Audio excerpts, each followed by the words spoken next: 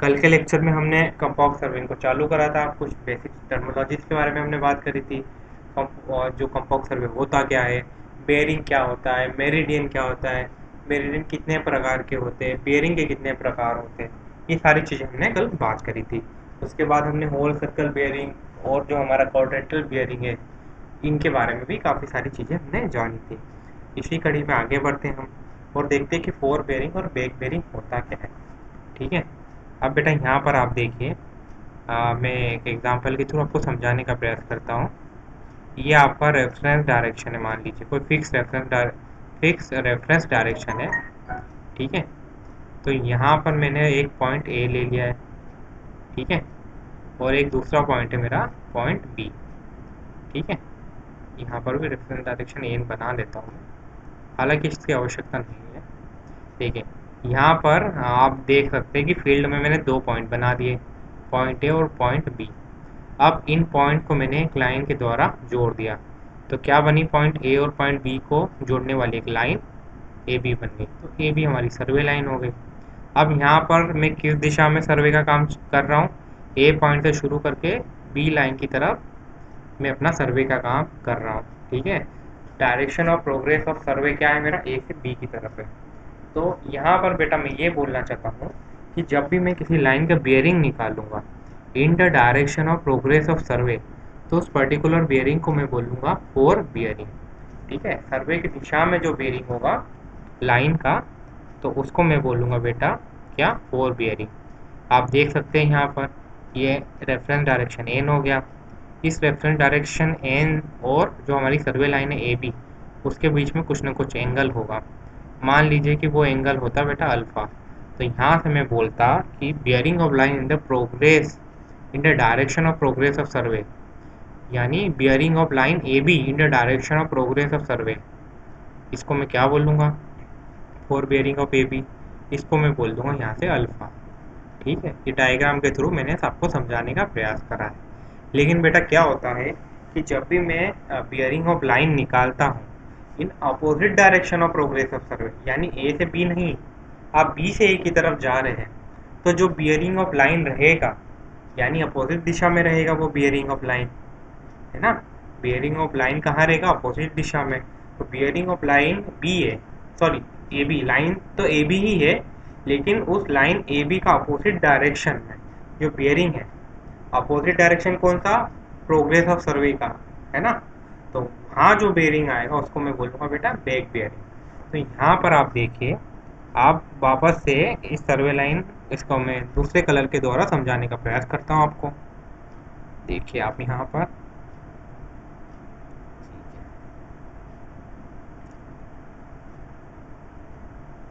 अब आप यहाँ पर देखिए, जब मैंने बोला ए बी लाइन का बैक बेयरिंग निकालना है आपको, तो आप यहाँ पर बी पॉइंट का जो रेफरेंस डायरेक्शन है, ये है ना रेफरेंस डायरेक्शन, यहाँ से ए बी लाइन की तरफ आइए। ठीक है। यानी बी से ए की तरफ आ रहे हो, यानी बी पॉइंट पे खड़े होके आप लोग क्या कर रहे हैं, एंगल निकाल रहे हैं। बी पॉइंट पे खड़े होइए और यहाँ का जो रेफरेंस डायरेक्शन एन है, यहाँ से आप एंगल का मेजरमेंट चालू करिए। और कहाँ तक मेजर करोगे, जब तक कि लाइन ए बी आपको दिखाई नहीं देगी। तो ये मान लीजिए कि इस बियरिंग को, इस एंगल को मैं बोलता हूँ बेटा बियरिंग, इस एंगल को मैं बोलता हूँ बेटा मान लो बीटा। तो यहाँ पर जो back bearing of A B line होगा, जो back bearing of A B line होगा बेटा, वो क्या हो जाएगा, आपका बीटा हो जाएगा, है ना। अब आपको इस फिगर के माध्यम से कुछ पता चल रहा होगा। अगर आप ये लाइन ए बी है, इसको क्या करोगे, अगर आप एक्सटेंड कर दोगे, इसको आप क्या कर दोगे, एक्सटेंड कर दोगे, तो ये जो पर्टिकुलर एंगल है ये आपको पता चल जाएगा अल्फ़ा। और आपको ये दिख रहा होगा जो हमारा बीटा है यहाँ पर, वो अल्फ़ा प्लस 180 डिग्री आपको दिख रहा होगा फिगर के माध्यम से। मुझे उम्मीद है आपको समझ में आ रही होगी चीज़ें। ठीक है। ये वाली लाइन ए बी को मैं वापस से पेन का कलर बदल लेता हूँ।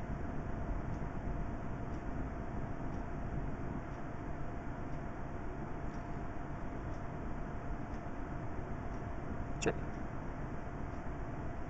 आपने ए बी लाइन को क्या करा, आगे एक्सटेंड कर दिया।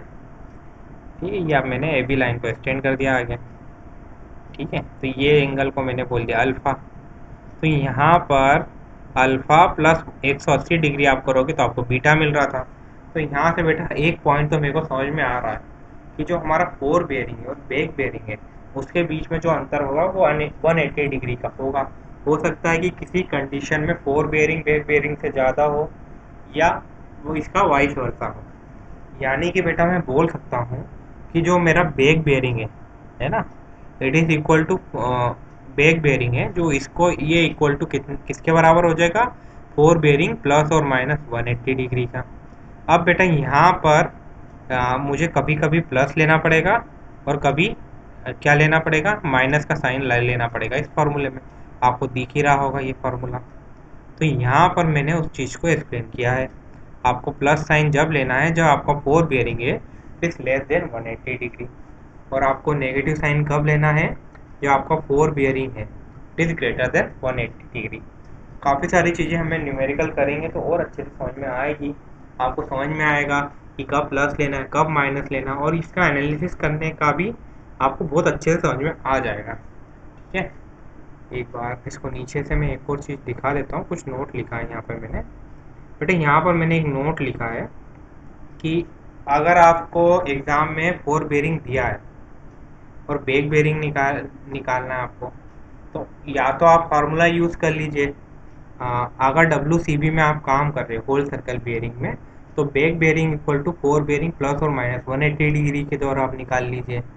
ठीक है, लेकिन अगर आपको क्या है कि अगर जो भी हमारा एंगल है वो आपको क्वाड्रेंटल बेयरिंग सिस्टम में दिया है ना, सपोज यहाँ पर ये आप देख सकते हैं इस एग्जांपल में, यहाँ पर मेरे फोर बेयरिंग जो है लाइन का वो एन 60 डिग्री ईस्ट दिया है, N 60 degree north 60 degree east दिया है।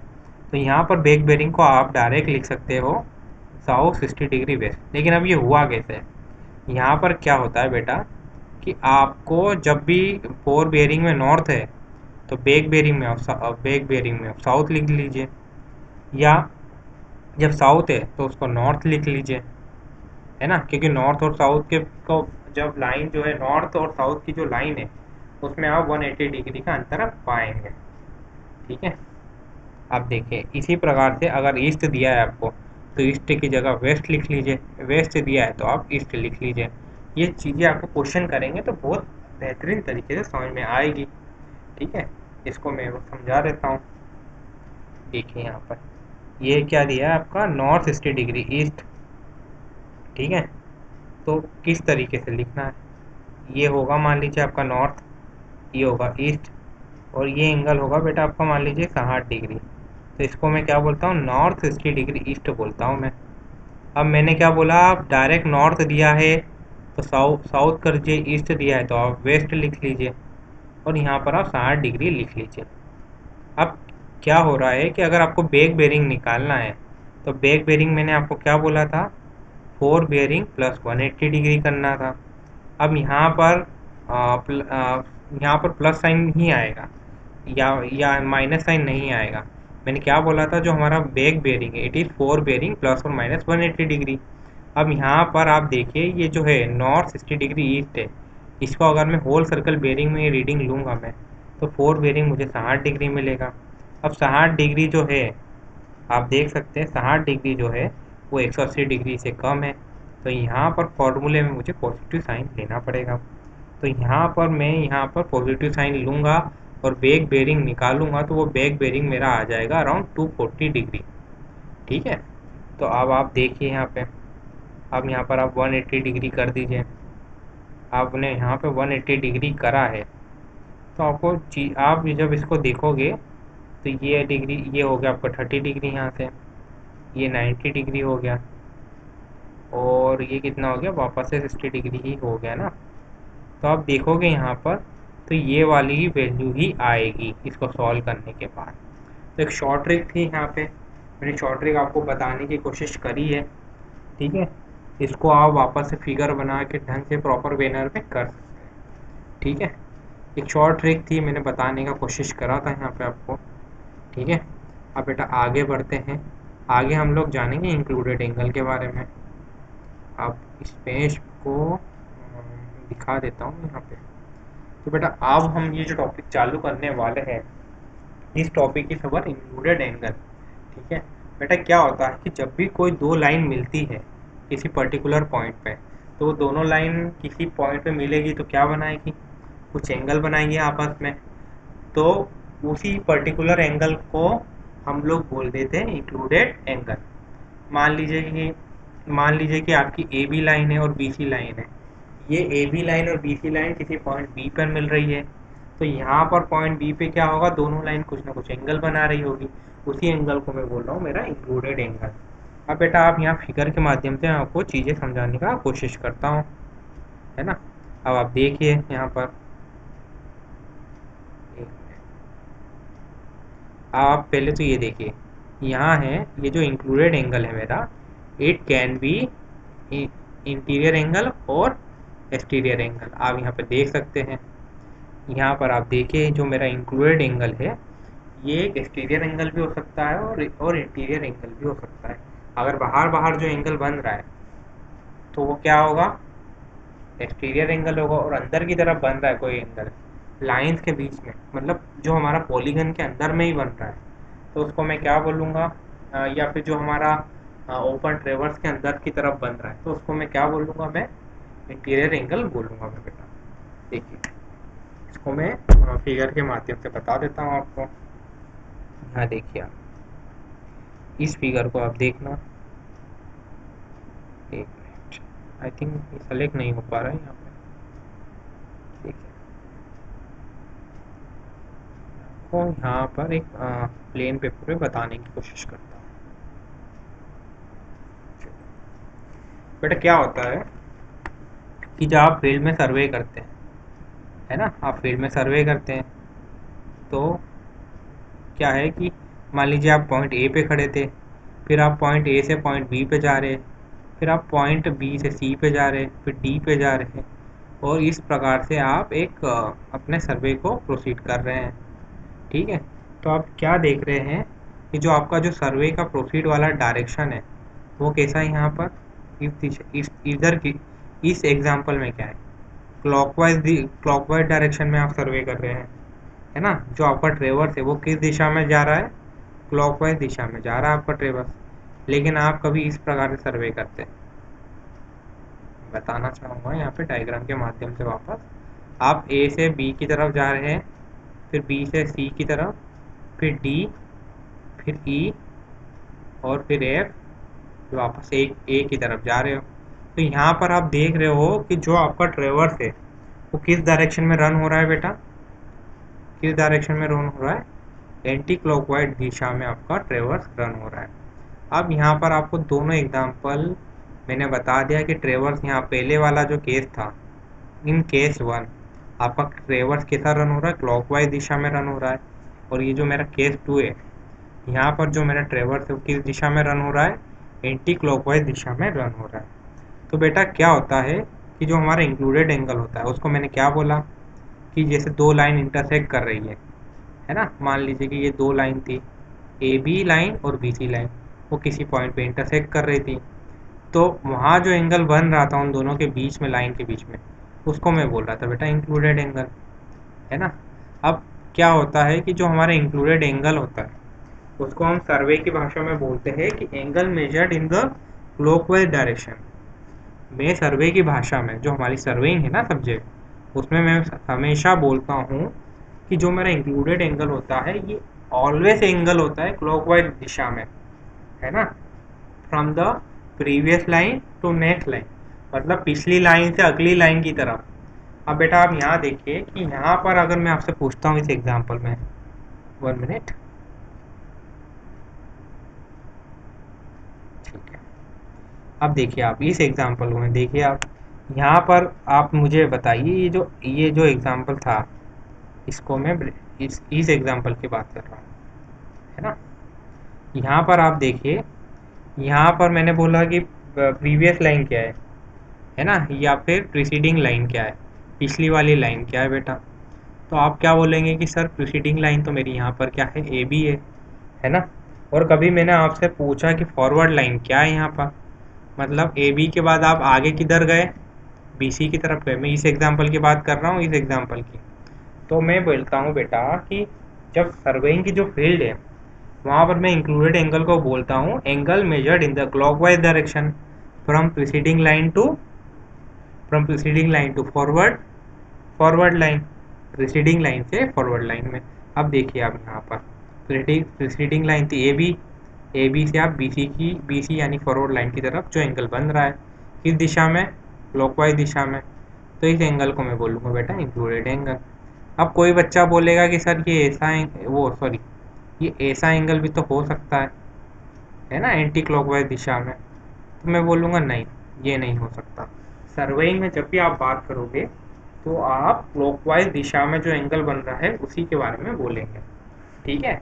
अब यहाँ पर आप इस केस में देखिए आप यहाँ पर बी सी और डी, यहाँ पर आप देखिए बी सी लाइन, केस 1 की बात कर रहा हूँ।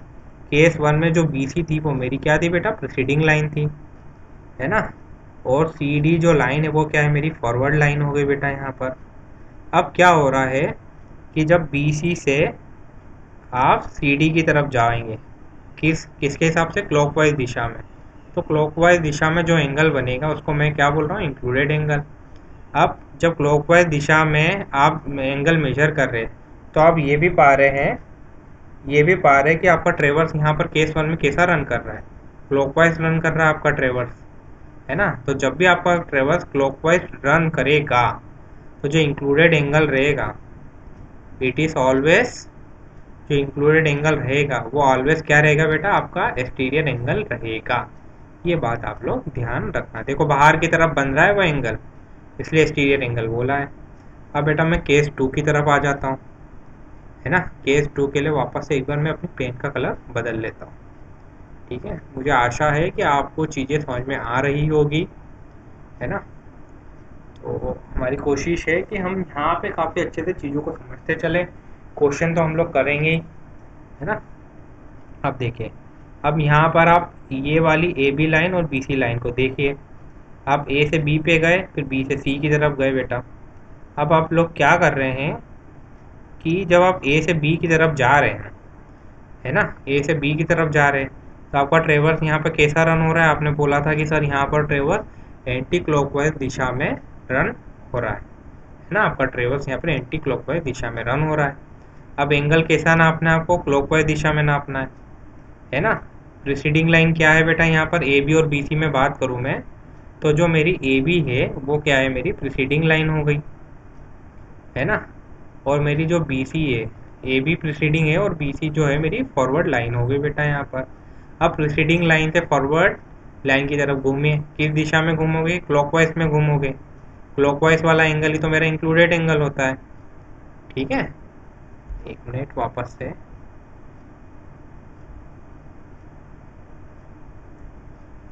देखो यहाँ पर जो ए बी है ये मेरी क्या हो गई, प्रीसीडिंग लाइन, और बी सी फॉरवर्ड लाइन हो गई। तो प्रीसीडिंग से फॉरवर्ड लाइन की तरफ आप एंगल नापिए, है ना। और कैसे नापोगे, क्लॉकवाइज की दिशा में नापोगे, ठीक है, क्लॉकवाइज नापोगे आप एंगल को। तो यहाँ पर आप देख रहे हो जो हमारा इंक्लूडेड एंगल है वो कैसा गया मैं, क्लॉकवाइज दिशा में गया मैं। तो यहाँ पर जो इंक्लूडेड एंगल है वो कैसा इंक्लूडेड एंगल है, इंटीरियर है कि एक्सटीरियर है, अंदर की तरफ है, यानी इंटीरियर एंगल है मेरा, ठीक है। अब आप देखें यहाँ पे क्या मैंने नोट में इसको लिखाया है क्या, when traverse running clockwise direction interior included angle will be exterior and when traverse running anti clockwise direction, है ना, जैसे ये वाला case 2, included angle will be interior angle. मैंने इसको यहाँ पे समझा भी दिया है बेटा और लिख भी दिया है कि in field of surveying included angle क्या रहेगा, हमेशा angle measured in the clockwise direction from preceding line of traverse to the forward line, ठीक है। अब आगे बढ़ते हैं हम लोग, है ना, आगे बढ़ते हैं हम लोग और भी नए नए कंसेप्ट को पढ़ते हैं, ठीक है। चलो बेटा, आप जब भी आप फील्ड पे जो इंक्लूडेड एंगल निकालेंगे तो, या फिर आपको मान लीजिए कि सवाल में इंक्लूडेड एंगल निकालने का प्रश्न दे दिया, तो आप क्या करेंगे, क्या तो आप फार्मूला लगाएंगे या फिर आप डायरेक्ट डायग्राम के थ्रू इंक्लूडेड एंगल निकाल सकते हैं। दोनों तरीके मैं बता देता हूँ। पहले मैं चाहूँगा कि आप इस क्वेश्चन को भी मैं दिखा देता हूँ आपको, है ना। इस क्वेश्चन के माध्यम से हम देखेंगे, आपको इस सवाल में देखा होगा कि हमने यहाँ दो तरीके से मैंने इस सवाल को हल करा है, आइदर बाय डायग्राम और आइदर बाय इंक्लूडेड एंगल। आपको दोनों चीज़ें समझ में आ जाए, लेकिन जो चीज़ आपको बेहतर समझ में आ जाए उसको आप अप्लाई कर दीजिए, ठीक है। अब देखो यहाँ पे मैंने क्या बोलने का प्रयास कर रहा है बेटा। मैंने यहाँ ये बोला है कि जो मेरा इंक्लूडेड एंगल होता है ना, वो होता है मेरा, क्या होता है, fore bearing of next line minus back bearing of previous line, है ना। ये फार्मूले के द्वारा मैं बोल रहा हूँ। अभी फोर बेयरिंग और बैक बेयरिंग बताया था मैंने, है ना। तो ये होता है मेरा, ये होता है मेरा इंक्लूडेड एंगल। इंक्लूडेड एंगल क्या हो गया बेटा मेरा, four bearing of next line minus back bearing of previous line. या जो भी आप वैल्यू रखोगे बेटा, वो वैल्यू आप रखना, एक बेयरिंग की जो भी वैल्यू रखोगे वो आपको होल सर्कल बेयरिंग में रखना चाहिए, ठीक है। लेकिन इस फार्मूले में एक नोट भी लिखाया गया है कि जब भी आपका ये फार्मूला अप्लाई करने के बाद इंक्लूडेड एंगल की वैल्यू अगर नेगेटिव आ जाती है तो आपको 360 डिग्री ऐड करना है उस फार्मूले में, और जो वैल्यू आए उसको आपको अपना इंक्लूडेड एंगल क्या करना है, रिपोर्ट करना है, ठीक है। देखिए यहाँ पर, और वो जो इंक्लूडेड एंगल होगा बेटा, that will be interior included angle. देखिए यहाँ मैंने लिखा है नेगेटिव इंक्लूड, इस फार्मूले को लगाओगे आप और अगर इंक्लूडेड एंगल की वैल्यू नेगेटिव आ जाएगी तो 360 डिग्री आप ऐड कर दीजिए फार्मूले में, तो आपको फाइनल इंक्लूडेड एंगल मिल जाएगा। ठीक, काफ़ी सारी चीज़ें हैं बेटा, मैंने यहाँ पे लिख दी है। अब देखिए मैं इसको सवाल के माध्यम से अच्छा समझा देता हूँ। अब बेटा यहाँ पर क्या है कि आपके पास दो वैल्यू दी है ना। आपको फोर पेयरिंग दिया है लाइन ए बी का और लाइन बी सी का।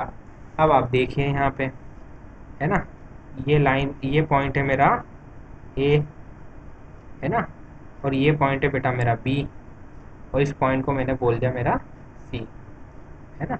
आपको समझ में आ रही होगी चीज़ें। अब यहाँ बोला है कि जो fore bearing of line A B है वो कितना है, 30 डिग्री 15 मिनट। तो उसको मैंने, ये जो मेरा नॉर्थ के रेफरेंस डायरेक्शन से मैंने उसको नाप लिया 30 डिग्री 15 मिनट को, है ना। और इस प्रकार से मैं पॉइंट बी पे आ गया। अब पॉइंट बी पे आ गया, यहाँ से fore bearing of line B C को बताया गया है, वो बताया गया बेटा 120 डिग्री 30 मिनट, ठीक है। उसको मैंने यहाँ पे प्लॉट, उस एंगल को मैंने यहाँ पे प्लॉट कर लिया है, ठीक है। अभी देखिए यहाँ पे नॉर्थ का रेफरेंस डायरेक्शन होगा, ये साउथ, ये नॉर्थ, है ना। और यहाँ से लाइन बी सी तक 120 डिग्री 30 मिनट बना दिया मैंने, एक एंगल बना दिया, और यहाँ पे मैंने वापस से बी सी लाइन ड्रॉ कर दी बेटा आपकी, आप देख सकते हैं, है ना। और अब यहाँ पर हमें बोला है included angle A B C आप निकालिए। आपको फिगर में जो रेड कलर से जो मैंने एंगल बताने का प्रयास करा है ना, ये लाल कलर से, देखिए यहाँ पर ये पॉइंट था ए, आप पॉइंट बी पे गए, है ना, तो पॉइंट बी से आप पॉइंट सी पे चले गए, है ना। तो यहाँ पर जो प्रीसीडिंग लाइन थी, प्रीसीडिंग लाइन से आप क्लॉकवाइज दिशा में बढ़िए, कहाँ बढ़िए, फॉरवर्ड लाइन की तरफ। तो जो एंगल बन रहा था उसको मैं क्या बोल रहा था बेटा, इंक्लूडेड एंगल बन रहा था वो, है ना। इंक्लूडेड एंगल ही तो बोल रहा था मैं। कहाँ से, प्रीसीडिंग लाइन से फॉरवर्ड लाइन की तरफ जाइए आप, क्लॉकवाइज दिशा में, है ना, क्लॉकवाइज दिशा में बढ़िए आप, तो जो एंगल रहेगा वो हमारा क्या रहेगा, इंक्लूडेड एंगल रहेगा, ठीक है। अब आप देखिए इंक्लूड एंगल निकालना कैसा है। अब देखिए यहाँ पर इंक्लूड एंगल जब निकालना है तो उसका फॉर्मूला दिया है मैंने, four bearing of next line minus back bearing of previous line. अब आप देखिए यहाँ पर ए बी और बी सी में नेक्स्ट लाइन क्या है, ऑब्वियसली बी सी लाइन ही है ना, बी सी लाइन ही है यहाँ पर। तो यहाँ पर बी सी लाइन का फोर बेयरिंग क्या है बेटा, 120 डिग्री 30 मिनट, जो कि सवाल में दी हुई थी। अब इसमें से आप घटा दीजिए बैक बेयरिंग और प्रीवियस लाइन, प्रीवियस लाइन यहाँ पर ए बी है। अब देखिए ए बी लाइन का तो क्या दिया था, लेकिन ए बी लाइन का क्या दिया था, लेकिन फोर बेयरिंग दिया था ना, ए बी लाइन का तो फोर बेयरिंग दिया था, है ना, बैक बेयरिंग तो दिया नहीं था। जो हमारी प्रीवियस लाइन है ए बी, उसका फोर बेयरिंग दिया था, बैक बेयरिंग तो दिया नहीं था। अब बैक बेयरिंग कैसे निकालोगे सर, सर फोर बेयरिंग और बैक बेयरिंग में 120 डिग्री का अंतर रहता है। अगर 180 डिग्री से कम है ना, ये था सर फार्मूला, तो सर ये था जो आपने अभी लिख रहे हो आप, ठीक है, ये था। अब सर यहाँ पर फोर बेयरिंग जो है 180 डिग्री से कम है, तो आप लोग पॉजिटिव साइन ले लेंगे। तो यहाँ से आप बैक बेयरिंग निकालोगे तो कितना आ जाएगा, कितना आ जाएगा, कितना आ जाएगा आपका 210 डिग्री 15 मिनट, ऐसा कुछ आ जाएगा। ठीक है, यहाँ पर मैंने लिख दिया है। तो इसको मैं बोल लूँगा बैक बेयरिंग और प्रीवियस लाइन, ये भी बेटा है ना। अब आप इसको सॉल्व करोगे तो जो वैल्यू आएगी बेटा वो क्या आएगी, इतने टर्म को देखिए, इतने टर्म को आप सॉल्व करेंगे तो जो वैल्यू आएगी वो नेगेटिव आएगी। अब देखिए क्या हो रहा है, नोट पे जाइए आप, नेगेटिव वैल्यू आएगी तो क्या करना है, if included angle is negative then it 360 degree the formula. और फिर वो जो इंक्लूडेड एंगल रहेगा वो क्या रहेगा हमारा, एक्सटीरियर इंक्लूडेड एंगल। फिगर के माध्यम से भी हमें पता चल रहा है एक्सटीरियर इंक्लूडेड एंगल है, इंटीरियर इंक्लूडेड एंगल नहीं है, एक्सटीरियर इंक्लूडेड एंगल है बाहर की तरफ। ठीक है, तो यहाँ पर 360 डिग्री आपने ऐड कर दिया। तो इस प्रकार से आप इंक्लूडेड एंगल निकाल सकते हैं बाय फार्मूला। ठीक है, लेकिन बेटा कभी कभी आपको मैंने बोल दिया कि चलो डायग्राम से निकालो, कैसे निकालोगे, डायग्राम से निकालोगे, कैसे निकालोगे। अब देखो यहाँ ये नॉर्थ और साउथ के बीच की जो लाइन है ना, इसके बीच में पूरी 180 डिग्री होता, और यहाँ से यहाँ तक 120 था, तो ये इतना एंगल कितना हो जाता, ये वाला एंगल, ये वाला एंगल है ना, मैं डायग्राम के थ्रू समझा देता हूँ आपको, कितना आ जाता, सॉरी इसको निकालने की आवश्यकता नहीं, हम अलग ही निकाल लेंगे। ठीक है, ये जो ट्रायंगल बन रहा है यहाँ पर, आप इसको देखिए, ये पॉइंट ए समझ लीजिए, इसको पॉइंट ई समझ लीजिए, है ना, इसको आप पॉइंट ई समझ लीजिए। तो यहाँ जो ट्रायंगल बन रहा है ए बी और ई, है ना, देखो ये वाला ट्रायंगल बेटा है ना, ये पॉइंट ए हो गया, ये पॉइंट ई हो गया, और पॉइंट बी हो गया। अब यहाँ पर ये एंगल ई तो 90 डिग्री हो गया आपका, ये एंगल ए हो गया 30 डिग्री 15 मिनट। तो यहाँ पर इतना एंगल को आप एंगल बी बोल देंगे। तो अब क्या निकाल लेंगे आप एंगल बी बेटा, यहाँ पर 180 degree minus 90 minus 30 degree 15 minute, तो आपको यहाँ एंगल बी मिल जाएगा बेटा। अब इस एंगल बी में आप ये 90 डिग्री ऐड कर देंगे ना, फिर आप 120 डिग्री ऐड कर देना, फिगर से आपको दिख रहा है। तो आपको ये जो रेड वाला साइन से मैं जो बता रहा हूँ इंक्लूडेड एंगल, वो आपको मिल जाएगा।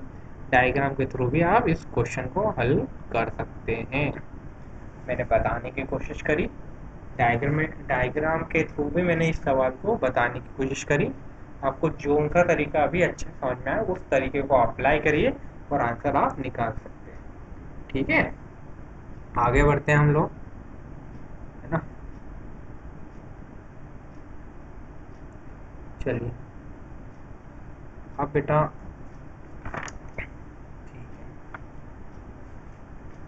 अब देखिए क्या हो रहा है कि कभी कभी क्या होता है कि आपको इंक्लूडेड एंगल सवाल में दिया रहता है और आपसे बोल देंगे कि फोर बेयरिंग हम नेक्स्ट लाइन निकाल दीजिए। अब बेटा यहाँ पर आप इस फिगर को देखिए, है ना, इस फिगर को मैं एक्सप्लेन कर देता हूँ, सॉरी इस फिगर को मैं एक्सप्लेन कर देता हूँ। अब यहाँ बेटा आप देख रहे होंगे कि फार्मूला क्या था, ये था हमारा इंक्लूड एंगल क्या होता है, fore bearing of next line minus back bearing of previous line. Graphically भी हमने देख लिया ऐसा होता है फार्मूला। अब क्या होता है कि अगर किसी सवाल में four bearing of next line बोला है तो क्या करोगे, four bearing of next line क्या हो जाएगा, included angle plus back bearing. जो बैक बेयरिंग अभी राइट हैंड साइड पे था उसको आप लेफ्ट हैंड साइड पे ले जाइए, तो fore bearing of next line क्या हो जाएगा आपका, included angle plus back bearing of previous line हो जाएगा। ठीक है, तो इस फॉर्मूले को मैंने इस प्रकार से लिख दिया है।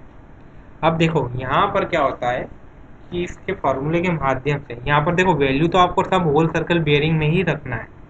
जब आप इस फॉर्मूले के द्वारा आंसर निकालोगे और आंसर आपका 360 डिग्री से अधिक होगा, तब आपको 360 डिग्री घटाना पड़ेगा। ये नोट में एक पॉइंट लिख दिया मैंने, या तो आप इसको फॉर्मूले के द्वारा करिए, हाँ, या तो फिर आप इसको ग्राफिकली डायग्रामेटिकली इस सवाल को हल करिए। जब भी आपको fore bearing of next line निकालना है तो आप इसको फार्मूले के द्वारा भी निकाल सकते हैं और डायग्राम के माध्यम से भी आप सवाल को हल कर सकते हैं।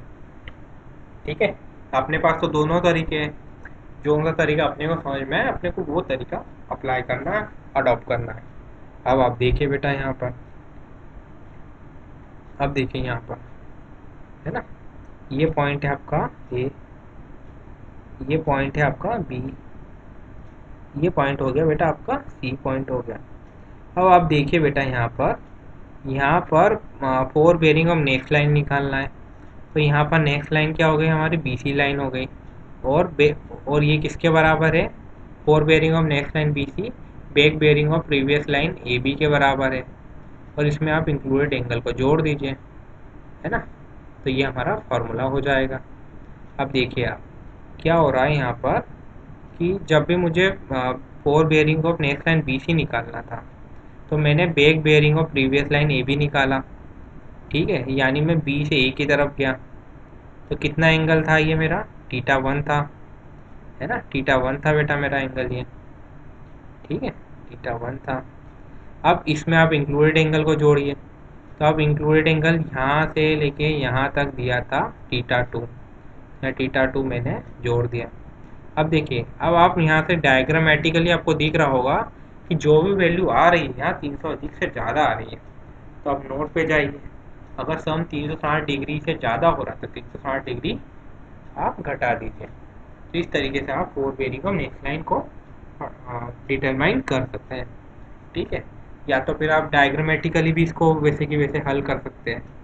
ठीक है, अब डायग्रामेटिकली कैसे करोगे, पहले मैं इसको वापस से मिटा देता हूँ ताकि फिगर थोड़ा सही दिखे आपको।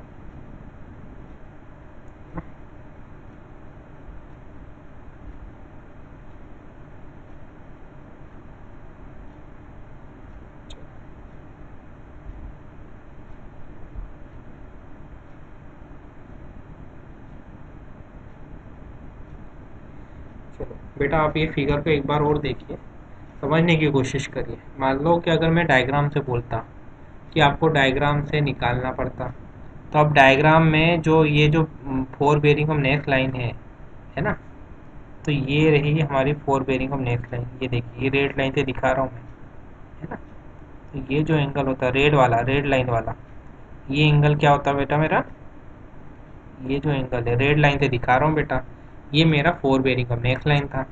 अब आप इसको कैसे निकालते डायग्राम के थ्रू, है ना, या देखिए आपने थीटा टू को प्लस थीटा वन को आपने ऐड कर दिया, है ना, अब इसमें से आप 360 डिग्री घटाओगे तब ये वाला एंगल ही मिलेगा आपको। देखिए, आप समझने की कोशिश करिए, आप समझने की कोशिश करिए यहाँ पे। अब ये वाला एंगल यहाँ से लेके यहाँ तक जा रहा था बेटा, है ना, अब फिर इसमें ये थीटा वन आ रहा था, तो थीटा वन जो है इसको मैं दो पार्ट में बांध लेता हूँ। पार्ट वन में यहाँ से लेके यहाँ तक का एंगल प्लस ये वाला एंगल, जो मेरा थीटा वन था इसको मैं दो पार्ट में बांध देता हूँ, है ना। पहला पार्ट तो क्या हो गया, यहाँ से लेके यहाँ तक का, यानी क्या बोल रहा हूँ मैं बेटा, इसको क्या बोल रहा हूँ मैं, इसको थीटा वन को मैं क्या बोल रहा हूँ, फोर बेयरिंग ऑफ, जो हमारा फोर बेयरिंग है, fore bearing of BC line, वो प्लस हम इसको क्या बोल देंगे, ये जो एक्स्ट्रा पार्ट आ रहा है, एक्स्ट्रा पार्ट, इसको मैं गिन रहा हूँ, है ना। तो आप देखोगे कि जब आप इसको घटाएंगे 360 डिग्री, इसको थीटा वन और थीटा टू को आप ऐड करोगे और उसको फिर 360 डिग्री से आप घटाओगे, तो आप पाओगे कि जो आंसर आएगा वो हमारा फोर बेयरिंग ऑफ बीसी ही आएगा, है ना। डायग्रामेटिकली आप देखोगे इसको तो वो उतना ही वैल्यू आएगा आपका। ठीक है, तो इसको आप दोनों तरीके से कर सकते हैं। आगे बढ़ते हैं, मैं इसको न्यूमेरिकल के थ्रू समझाने की वापस से कोशिश करता हूँ। ठीक है, मेरी कोशिश है कि न्यूमेरिकल भी जस्ट बाद में रख दूँ ताकि आपको चीज़ें समझ में आती रहें। ठीक है, अब इसको आप सॉल्व करिए, इस सवाल को आप सॉल्व करिए। देखिए यहाँ पर इस सवाल में मुझे कुछ न कुछ एंगल दिए हुए थे, इंक्लूडेड एंगल दिए हुए थे। जैसे बी पे आपको 89 डिग्री 45 मिनट, सी पे दिया है आपको 125 डिग्री 22 मिनट, डी पे 135 डिग्री 34 मिनट। इस प्रकार से आपको एंगल दिए हुए थे। और आप देखोगे कि आपको fore bearing of line A B वो भी दिया है। कितना दिया है fore bearing of line A B? ये देखिए 150 डिग्री 30 मिनट दिया है। अब यहाँ पर आपको हर लाइन का क्या निकालना है? हर लाइन का आपको हर लाइन का आपका फोर बेयरिंग निकालना है। तो fore bearing of A B तो आपको दिया था, कितना दिया था आपको बेटा? कितना दिया था? 150 डिग्री और 30 मिनट दिया था। अब मैं तो आपको बोलता हूँ कि बेटा आप फॉर्मूले का ही प्रयोग कर लीजिए, ठीक है? आंसर को आपको निकालना आना चाहिए। अब मेरे को क्या है कि डायग्राम बनाने से अच्छा मैं सोचता हूँ कहीं कहीं फार्मूले के द्वारा निकाल लूँ, तो ये चीज़ें बहुत फटाफट हो जाती है। डायग्राम बनाओ, ये सब करो। कभी ऑब्जेक्टिव एग्जाम में रहता है फार्मूले से कभी कभी बहुत फास्ट कैलकुलेशन हो जाती है। अब मैं फार्मूले के द्वारा आपको समझाने का प्रयास करता हूँ। अब देखें, अब हमें बोला है कि calculate the bearing of other line, ठीक है? ए बी लाइन का बियरिंग दे दिया है 150 डिग्री 30 मिनट। अब fore bearing of B C line निकालूंगा मैं बेटा। तो अब फॉर्मूला क्या होगा कि back bearing of previous line. Previous line क्या है? ए बी है यहाँ पर। बी सी अगर फॉरवर्ड लाइन है तो इसकी प्रीवियस लाइन क्या है? ए बी लाइन ही होगी। इसमें आप इंक्लूडेड एंगल को जोड़ दीजिए तो आपका fore bearing of P C line आ जाएगा। अब आप देखिए, अब यहाँ पर back bearing of A B तो दिया नहीं था, लेकिन इसका फोर बेयरिंग दिया हुआ था, ठीक है? तो अब इसमें इसका जो फोर बेयरिंग है जो कि 150 डिग्री 30 मिनट है, इसमें आप 180 डिग्री जोड़ दोगे तो ये जो वैल्यू आ जाएगी ये back bearing of A B आ जाएगी, ठीक है? अब आप इसमें इंक्लूडेड एंगल जोड़ दोगे तो आपको fore bearing of line B C पता चल जाएगा। अब इसमें इंक्लूडेड एंगल क्या है बेटा? यही है क्या 89 डिग्री 45 मिनट? यही है ना? 89 डिग्री 45 मिनट। तो आपको इंक्लूडेड एंगल मिल जाएगा। लेकिन बेटा आप यहाँ पर ये देख रहे हो कि इस टर्म को जब आप सॉल्व करोगे, है ना, तो क्या आ जाएगा? वापस से नोट वाला टर्म देगा। जो हमारा फोर बियरिंग है, हमारा फोर बियरिंग है वो 360 डिग्री से अधिक आएगा, है ना? तो क्या करना पड़ेगा? देखिए नोट पे आइए, है ना? If sum exceed 360 degree then deduct 360 degree. अब देखिए आप यहाँ पर 360 डिग्री को घटा दीजिए तो आपका आंसर आ जाएगा लगभग 60 डिग्री 15 मिनट के आसपास आ जाएगा, ठीक है? अब देखिए, अब आगे बढ़ते हैं, हम इसको और देखते हैं कि अगली लाइन का कैसे निकालना है हमको। चलिए, अब fore bearing of C D निकालिए आप। कैसे निकालेंगे आप? Back bearing of B C. अगर सी डी फॉरवर्ड लाइन है तो इसकी प्रीसीडिंग लाइन क्या होगी? बी सी ही होगी ना बेटा। इसमें आप इंक्लूडेड एंगल को जोड़ दीजिए। अब 360 से अधिक होगा तो जोड़ देना 360, वरना मत जोड़ना। अब यहाँ पर back bearing of B C क्या होगा बेटा आपका? Back bearing of B C, fore bearing of B C plus 180 degree हो जाएगा, या यहाँ माइनस भी हो सकता है ना। अब fore bearing of B C कितना है बेटा आपका? 60 डिग्री 15 मिनट है। तो क्या हो जाएगा? प्लस साइन लूँगा ना मैं, फिर तो प्लस साइन लूँगा मैं। तो कितना आ जाएगा? 240 डिग्री और 15 मिनट आ जाएगा मेरा। अब इसमें इंक्लूडेड एंगल को जोड़ दीजिए आप। इंक्लूडेड एंगल कितना है यहाँ पर? इतना है,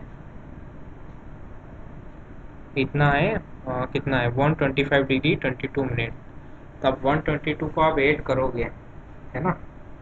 अब 122 को आप ऐड करोगे तो जो वैल्यू आ रही है बेटा वो कितनी आ रही है? सॉरी, 125 डिग्री 22 मिनट, है ना? कितना आ जाएगा? ये 360 के ऊपर चला जाएगा, है ना?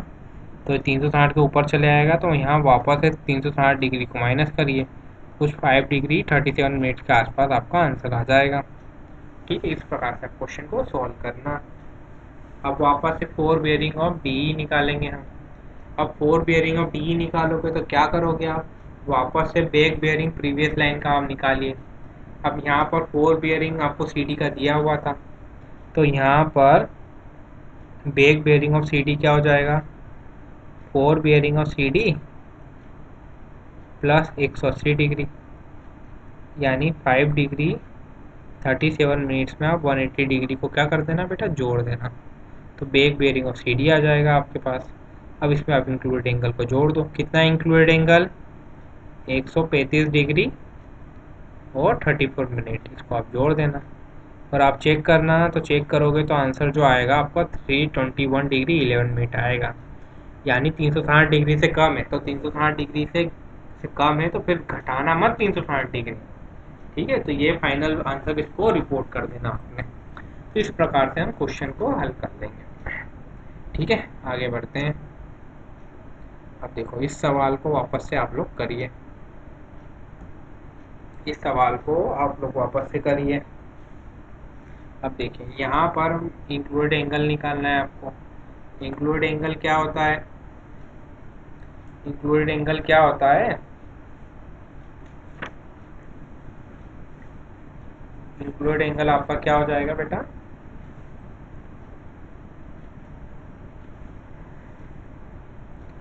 दिखाता हूँ आपको, एक मिनट, एक मिनट, हाँ ये रहा। चलो इंक्लूड एंगल देखिए वापस से, इंक्लूड एंगल जो इधर था है ना, उसको इधर चला गया। फार्मूला तो सेम ही बेटा, जो पेज नंबर 8 और 9 पर है, ये फार्मूला सेम ही है ना। बस टर्म को इधर से उधर ले गया हूँ, फार्मूला तो हमारा सेम ही है। अब देखो इस सवाल में जो हमारा सवाल था, यहाँ इंक्लूड एंगल बोला है, तो 4 bearing of next line minus back bearing of previous line, ठीक है। और अगर इसको सॉल्व करोगे और इंक्लूडेड एंगल नेगेटिव आ गया तो आपको 360 डिग्री ऐड करना है। ये पॉइंट वापस से आप ध्यान रखना, इसके मद्देनजर रखते हम क्वेश्चन को सॉल्व करेंगे, है ना। अब देखिए अगर नेगेटिव आ गया तो 360 डिग्री ऐड करना है ना। चलो अब देखो सवाल को हल करते हैं। अब देखिए यहाँ इंक्लूड एंगल ए निकालते पहले तो हम। अब इंक्लूड एंगल ए कैसे निकालोगे आप, 4 बेयरिंग ऑफ नेक्स्ट लाइन। तो ए के केस में 4 बेयरिंग ऑफ नेक्स्ट लाइन क्या है बेटा, है ना, ये रहा आपका। यहाँ पर 4 बेयरिंग ऑफ नेक्स्ट लाइन क्या है आपका, 40 डिग्री है। डायग्राम के थ्रू आपको दिख रहा होगा 40 डिग्री। 1 मिनट, ये रहा आपका ए से बी की तरफ 4 बेयरिंग देखेंगे आप, तो 4 बेयरिंग ऑफ नेक्स्ट लाइन यानी A B minus back bearing of previous line. Previous line क्या हो गई, अब अगर ए बी फॉरवर्ड लाइन है तो यहाँ पर प्रीसीडिंग लाइन क्या हो जाएगी आपकी, कौन सी लाइन हो जाएगी, डीए वाली लाइन हो जाएगी, है ना, यही होगी ना। तो आप लोग यहाँ से सॉल्व करिए। तो 4 बेयरिंग ऑफ ए बी तो 40 डिग्री दिया था, इसमें से आप back bearing of D A को घटा दीजिए। अब back bearing of D A क्या दिया है, नहीं दिया है। 4 बेयरिंग ऑफ डी ए दिया है, ठीक है, 4 बेयरिंग ऑफ डी ए दिया है। और ये कितना दिया है, 4 bearing of D A 280 degree दिया है। यहाँ से अगर back bearing of D A निकालना है तो 280 डिग्री में से आपको 180 डिग्री घटाना पड़ेगा। यहाँ माइनस साइन लिया है क्योंकि यहाँ पर हमारा जो 4 बेयरिंग था वो 180 डिग्री से अधिक था, ठीक है। प्रीवियस एग्जाम्पल में हमने देखा 4 बेयरिंग कम था इसलिए प्लस साइन ले रहे थे, या 4 बेयरिंग ज़्यादा है तो हमने माइनस साइन ले लिया उसी फार्मूले में, ठीक है। अब क्या हो रहा है कि क्या मेरा जो आंसर है वो पॉजिटिव आ रहा है या नेगेटिव आ रहा है ना। मेरा आंसर बेटा आप लोग देखोगे तो यहाँ पर -60 डिग्री आएगा। अब नेगेटिव आंसर आ रहा है तो नोट में क्या लिखा था, 360 डिग्री को ऐड कर दूँ क्या, कहाँ गया, ये देखो, if include angle is negative then add 60 degree, ठीक है। तो वापस से वही चीज़ मैंने कर दी, तो 360 डिग्री को मैं प्लस कर दूंगा, तो कितना आ जाएगा मेरा इंक्लूड एंगल है 300 डिग्री आ जाएगा। क्या वही आ रहा है, बिल्कुल वही आ रहा है ना। इसी प्रकार से मैं इंक्लूड एंगल बी निकाल लूँगा। अब बी के केस में 70 डिग्री क्या हो गया मेरा, क्या हो गया मेरा 70 degree, 4 bearing of line B C, है ना, 70 डिग्री हो गया। इसमें से किसको घटा दो, back bearing of line A B, तो ए बी क्या आ जाएगा 180 डिग्री प्लस 40 डिग्री, है ना। ये क्या आ जाएगा आपका back bearing of line A B. अब आप बेटा इसको आप सॉल्व करेंगे तो वापस नेगेटिव वैल्यू आएगी, तो वापस से 360 डिग्री को आपको ऐड कर लेना है ना। तो 70 डिग्री माइनस कितना आपका कितना हो जाएगा, 220 डिग्री हो जाएगा, नेगेटिव आएगा तो प्लस 360 डिग्री आप कर देना। तो एंगल भी इस प्रकार से आप निकाल लोगे, है ना। तो काफ़ी आसान चीज़ें हैं। इसी प्रकार आप एंगल सी और डी भी निकाल लोगे। अब कभी कभी क्या है कि अगर आपको सेफ्टी पर्पस से देखना है तो आप लोगों को एक फार्मूला होता है 2n प्लस और माइनस 4 × 90 डिग्री, इसको आप प्रयोग करके देखना। तो theoretical sum of included angle दे देगा ये आपको। अब प्लस साइन कब लेना है, जब एक्सटीरियर एंगल है तो 2n प्लस 4 × 90 डिग्री करना।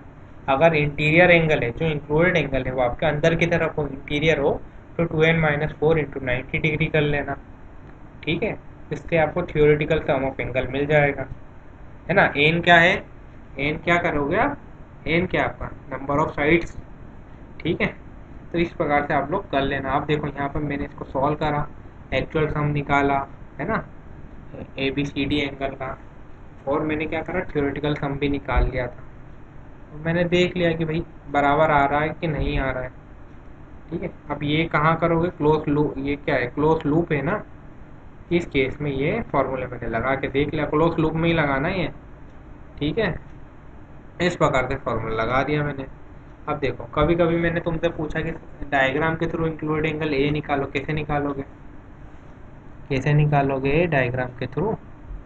देखो मैं एंगल ए निकाल के बताता हूँ आपको डायग्राम के थ्रू।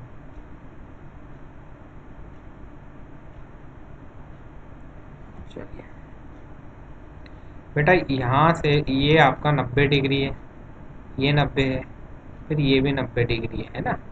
अब यहाँ से लेके यहाँ तक ये जो एंगल है ना, यहाँ से लेके कहाँ तक, ये लाइन रेफरेंस डायरेक्शन से लेके लाइन एसी तक जो एंगल है वो कितना दिया है सवाल में, 280 डिग्री दिया है।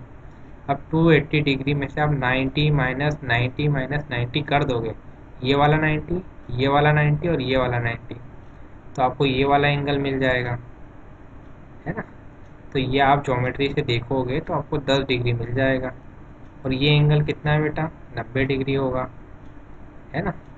अब sum of all the 3 angles in a triangle कितना होता है बेटा, 180 डिग्री होता है। जो ट्रायंगल के जो तीनों एंगल है वहाँ पर, वो कितना सम होगा उनका, 180 डिग्री होगा। यहाँ पर ये जो एंगल है, कौन सा एंगल मैं बता देता हूँ, ये वाला एंगल, इसको बोलते हैं मान लो अल्फ़ा। तो ये अल्फ़ा कितना हो जाएगा बेटा तुम्हारा, कितना हो जाएगा आपका अल्फ़ा, कितना हो जाएगा, 70 डिग्री, 80 डिग्री हो जाएगा, 80 डिग्री हो जाएगा।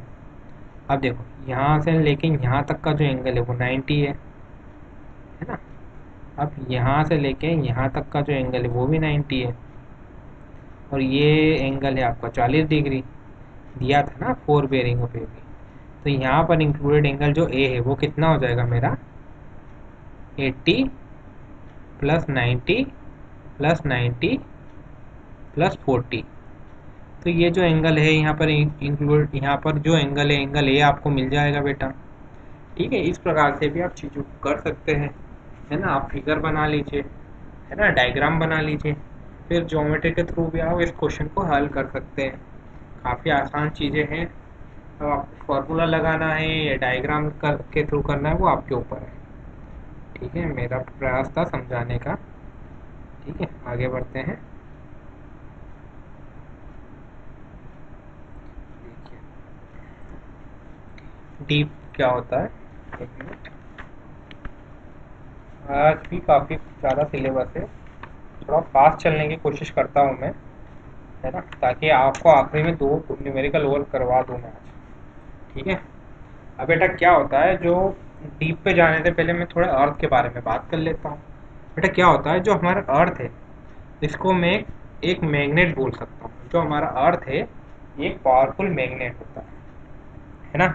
और यहाँ पर जो हमारा जो मैग्नेटिक लाइंस ऑफ फोर्स है अर्थ पे, है ना, ये आपकी साउथ एंड से नॉर्थ एंड की तरफ रन करती है।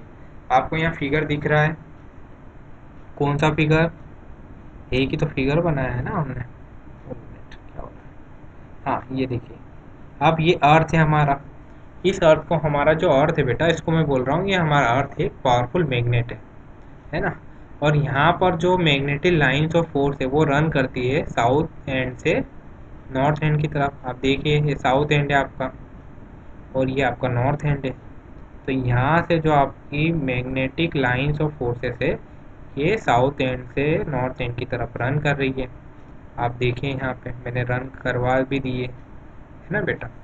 अब क्या होता है कि ये जो हमारा अर्थ है ना, अर्थ है, अब यहाँ पर जो हमारे अर्थ के सरफेस पे अगर मैं कि कोई मैग्नेट है या मैग्नेटिक नीडल है या मैग्नेटिक बार, इसको फ्रीली सस्पेंड करूँगा, तो क्या होगा, वो अर्थ की मैग्नेटिक फील्ड से क्या होगी बेटा, इन्फ्लुएंस हो सकती है। आप पढ़िए मैंने यहाँ क्या लिखा है। जो एक मैग्नेटिक नीडल या बार है, उसको मैं उसकी सीजी के अबाउट फ्रीली सस्पेंड करूँगा, तब भी वो अर्थ की मैग्नेटिक फील्ड से क्या हो जाएगी बेटा, इन्फ्लुएंस हो जाएगी और अपने आप को अर्थ की मैग्नेटिक फील्ड के पैरेलल कर देगी, है ना। ये मैं बोलने का प्रयास कर रहा हूँ। देखो मैंने लिख भी दिया है, देखो क्या लिखा है। एक मिनट, कभी कभी डिजिटल पेन का यूज़ करने में मुझे अभी भी दिक्कत हो जाती है। देखिए, देखो, a magnetic needle when freely suspended about its CG is influenced by Earth's magnetic field। यानी जो मैग्नेटिक नीडल है उसको मैं फ्रीली सस्पेंड करूंगा तो अर्थ की मैग्नेटिक फील्ड से वो क्या हो जाएगी, इन्फ्लुएंस हो जाएगी और वो खुद को किसके पैरेलल रख लेगी, it will align itself parallel to the earth की मैग्नेटिक फील्ड। ये मैंने बोला है बेटा। यानी जो फ्रीली सस्पेंडेड मैग्नेटिक नीडल है वो जो डायरेक्शन दिखाएगी वही डायरेक्शन क्या दिखाएगी, मेरी अर्थ की मैग्नेटिक फील्ड दिखाएगी। अनलेस कि कोई दूसरा मैग्नेटिक लाइन ऑफ फोर्स उस नीडल को उस नीडल को इन्फ्लुएंस नहीं करे, अनलेस। ये बोला है मैंने बेटा। अब क्या होता है कि आपको क्या हो गया कि मैग्नेटिक नीडल क्या दे देगी, मैग्नेटिक लाइंस ऑफ फोर्सेस वाली डायरेक्शन दे देगी आपको, है ना, मैग्नेटिक फील्ड की डायरेक्शन दे देगी। अब क्या है कि एक जो वर्टिकल एंगल बनेगा मैग्नेटिक फील्ड और अर्थ सरफेस के बीच में, उसमें कुछ बनेगा, तो उस वर्टिकल एंगल को मैं यहाँ पे बोल देता हूँ डी। देखिए मैंने क्या बोला, देखिए चीज़ों को मैं समझाना है क्या प्रयास कर रहा हूँ आपको, है ना, डायग्राम छुप जाएगा। देखिए यहाँ क्या बोला है, द वर्टिकल एंगल, हाँ देखिए, the vertical angle between magnetic line and earth surface is called as deep। इसको मैं डीप बोल रहा हूँ। अब इसी चीज़ों को मैं यहाँ समझा रहा हूँ। ये देखिए, अब देखिए यहाँ पर आप देख रहे होंगे कि जो मैग्नेटिक लाइन ऑफ फोर्सेस है ये पोल पर कैसी है बेटा, ये तो मैंने अर्थ का सरफेस है मेरा, ये मेरी अर्थ है ना, ये पोल है, नॉर्थ पोल हो गया आपका, और यहाँ पे मैंने बना दिया साउथ। अब मैग्नेटिक लाइन ऑफ फोर्सेस ऐसी जा रही है आपकी, है ना, इस प्रकार से जा रही है, डायग्राम में ऐसी ही बनाई है ना मैंने। अब देखिए ये जो मैग्नेटिक लाइन ऑफ फोर्सेस है ये पोल पर तो क्या है बेटा, वर्टिकल है, लेकिन ये जो इक्वेटर है, यहाँ कहीं पे इक्वेटर होगा ना आपका, तो आप देखोगे कि ये इक्वेटर पे कैसी है बेटा, इक्वेटर पे ही अर्थ के सरफेस के पैरेलल है। यहाँ पे ये अर्थ के सरफेस और ये जो मैग्नेटिक लाइन ऑफ फोर्सेस है ये पैरेलल है, कहाँ पर, इक्वेटर पे। तो क्या है, मैंने क्या बोला, अब डीप जो होता है मेरा वर्टिकल एंगल होता है किसके बीच में, मैग्नेटिक फील्ड और अर्थ के सरफेस के बीच में। इक्वेटर पे तो जो वर्टिकल एंगल हो गया वो तो जीरो हो जाएगा, क्योंकि क्या हो जाएगा, जो मैग्नेटिक लाइन ऑफ फोर्सेस वो अर्थ के सरफेस से पैरेलल है। तो यहाँ पर अगर मैं बोलूँगा, एक नोट अगर मैं आपको बताना चाहूँगा, तो इक्वेटर पे क्या हो जाएगा, जो मेरा डीप है वो कितना डिग्री हो जाएगा, 0 डिग्री हो जाएगा। आपको फिगर से भी समझ में आ ही रहा होगा, है ना। यहाँ मैंने लिख भी दिया, देखिए dip equal to 0 degree at equator, है ना। और एक और नोट मैंने यहाँ लिखा है, at pole dip equal to 90 degree. अब यहाँ आप देखिए ये अर्थ का सरफेस है ना, अर्थ का सरफेस मैंने दिखा दिया, और ये मैग्नेटिक लाइन ऑफ फोर्सेस है। अर्थ का surface magnetic line of forces कितना एंगल बना रही है पोल पर, 90 डिग्री बना रही है ना बेटा, dot pole dip equal to 90 degree. ये चीज़ें मैंने यहाँ वापस से बता दी बेटा, है ना, चीज़ों को समझाने का प्रयास कर रहा हूँ। लेकिन आप क्या देख रहे हो कि पोल पर डीप 90 डिग्री है ना, लेकिन इक्वेटर पे कितना है डीप, 0 डिग्री है। तो इनके बीच में डीप की वैल्यू किसके बीच में वेरी होगी, 90 डिग्री और 0 डिग्री के बीच में वेरी होगी। फिर वापस इक्वेटर से साउथ पोल की तरफ जाओ तो डिप की वैल्यू 0 डिग्री से 90 डिग्री के बीच में वेरी होगी। तो मैं बोल सकता हूँ कि डीप की वैल्यू जो है इक्वेटर और पोल के बीच में वो 0 और 90 डिग्री के बीच में कहीं हो सकती है। ये एक मैं पॉइंट यहाँ से निकाल रहा हूँ, ठीक है, इसको आपको याद रखना, ठीक है। अब डीप को यहीं पे छोड़ते हैं, आगे बढ़ते हैं, है ना। अब मैग्नेटिक डिक्लिनेशन में समझाता हूँ आपको, 1 मिनट।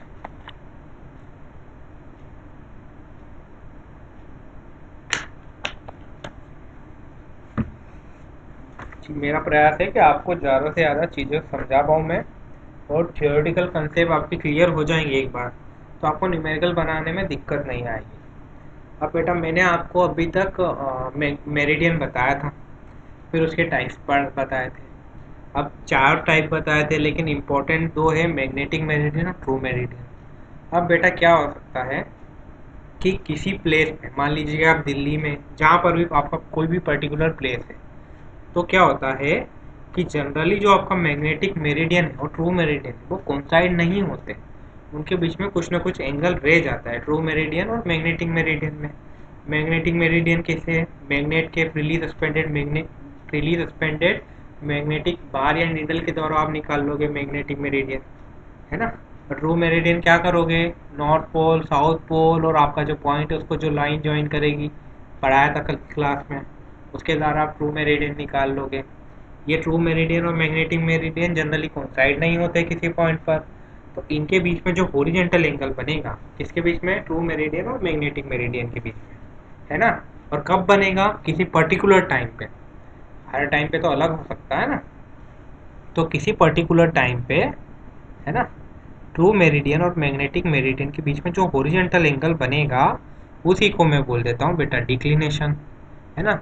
कहीं कहीं पे बुक में मैग्नेटिक डिक्लिनेशन भी बोलते हैं इसको, यानी मैं क्या बोल सकता हूँ, मैग्नेटिक डिक्लिनेशन या सिंपली डिक्लिनेशन बोल सकता हूँ। किसको बोल सकता हूँ, हॉरिजॉन्टल एंगल जो ट्रू मेरिडियन और मैग्नेटिक मेरिडियन के बीच में बनेगा at the time of observation. अब बेटा क्या है यहाँ पर, मैंने क्या पॉइंट बोलना चाह रहा हूँ एक को, कि जो मैग्नेटिक मेरिडियन है ये समय के साथ क्या होगा, मैग्नेटिक मेरिडियन चेंज हो सकता है ना। तो ट्रू मेरिडियन और मैग्नेटिक मेरिडियन के बीच का जो डिफरेंस है वो भी समय के साथ चेंज हो सकता है ना, है ना। और प्लेस के हिसाब से भी चेंज हो सकता है, कहीं पे अलग होगा कहीं पे अलग होगा। तो ये चीज़ें आपको ध्यान रखनी है ना। इसी के हिसाब से आपको घुमा फिरा के जो मल्टीपल चॉइस क्वेश्चन के हिसाब से आपको कुछ न कुछ क्वेश्चन घुमा सकते हैं, ठीक है। अब नोट पढ़िए, नोट में मैंने क्या लिखा है, magnetic declination in the field can be determined by what बेटा, determining magnetic bearing and true bearing, और फिर इनका अंतर ले लो तो मैग्नेटिक डिक्लिनेशन आपको मिल जाएगा फील्ड पे। नोट में लिख दिया वही चीज़ें, है ना, ऑफ द सेम लाइन का ही लेना, अलग लाइन का मत लेना, ठीक है। चलो आगे बढ़ो, ठीक है। देखो अब वही लिख दिया, declination at a place changes from time to time, declination at a time change from, किसी पर्टिकुलर समय पे अगर आप दिल्ली में हो, जयपुर में, हर जगह डिक्लिनेशन अलग होगा, है ना। भले ही 4 बजे दिल्ली में हो और 4 बजे जयपुर में हो, दोनों जगह डिक्लिनेशन की वैल्यू क्या होगी बेटा, अलग होगी, है ना। तो ये चीज़ें हैं, कुछ नोट में लिख भी है मैंने आपको, है ना, समझा भी रहा हूँ मैं आपको, वो लिख भी रही है। कोई सा पॉइंट मेरे को लगता है तो मैं उस पॉइंट को, मैं क्वेश्चन सॉल्व करता हूँ, और कोई पर्टिकुलर पॉइंट जैसे मेरे को मिल गया तो उसको ही मैं नोट में लिख देता हूँ, ठीक है, ताकि क्या आपको दिक्कत नहीं हो, है ना। चलो आगे बढ़ते हैं। अब बेटा क्या होता है, जो आपका डिक्लिनेशन रहता है ना, उसमें भी कुछ ना कुछ वेरिएशन होता है। अब इस वेरिएशन को मैं शो कर देता हूँ with the help of isogonic line, ठीक है। अब आइसोगोनिक लाइन क्या होता है वो जान लेते हैं। अब देखो क्या होता है कि जो हमारी अर्थ है ना, हमारी अर्थ है। अब हमारे अर्थ पे क्या बहुत सारे पॉइंट होंगे, है ना। हमारी अर्थ पे बहुत सारे पॉइंट होंगे, there will be many point on our earth surface. तो ऐसे पॉइंट अर्थ के सरफेस पे जहाँ पे डिक्लिनेशन सेम है ना, many point on the earth surface जहाँ पर सेम डिक्लिनेशन है, उन पॉइंट को एक लाइन के माध्यम से आप जोड़ दीजिए। तो जो लाइन आपको प्राप्त होगी वो लाइन को आप क्या बोलते हैं बेटा, आइसोगोनिक लाइन, है ना। सेम डिक्लिनेशन, सेम डिक्लिनेशन जहाँ पर है उन पॉइंट को आप एक लाइन के माध्यम से जोड़ दीजिए तो आपको आइसोगोनिक लाइन मिल जाएगी। देखिए यहाँ पे लिख दिया है line joining, line passing through points on the earth surface at which declination is same at a given point of time, at a given point of time, है ना कि उन पॉइंट पे भी समय के साथ क्या हो सकता है, डिक्लिनेशन की वैल्यू अलग अलग हो सकती है। एक पर्टिकुलर टाइम पे ही डिक्लिनेशन की वैल्यू उन पर्टिकुलर पॉइंट पे सेम हो सकती है। ठीक है, काफ़ी इंटरेस्टिंग चीज़ें आ रही है ना, ध्यान रखना है। अब देखो यहाँ पर मैंने क्या बोला, सेम डिक्लिनेशन। अब वो सेम डिक्लिनेशन क्या हो सकता है कि 5 डिग्री का हो वो ईस्ट दिशा में, या 6 डिग्री पश्चिम दिशा में डिक्लिनेशन हो, है ना। अब देखो जीरो डिक्लिनेशन का भी हो जाए उन पॉइंट के बीच में, है ना।